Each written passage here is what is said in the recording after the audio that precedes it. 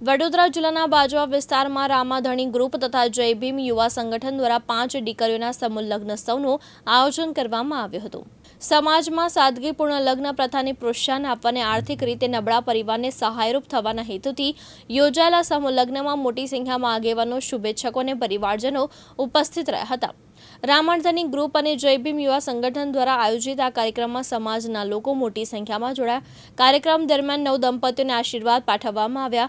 આ પ્રસંગે પૂર્વ ધારાસભ્ય મધુભાઈ શ્રીવાસ્તવ, દરબાર નરેન્દ્રસિંહ અનઘડ, નરેન્દ્ર રોહિત, ગિરિરાજસિંહ, બાજવા ગામના સરપંચ તેમજ તાલુકા સદસ્ય સહિતના આગેવાનો ઉપસ્થિત રહ્યા હતા।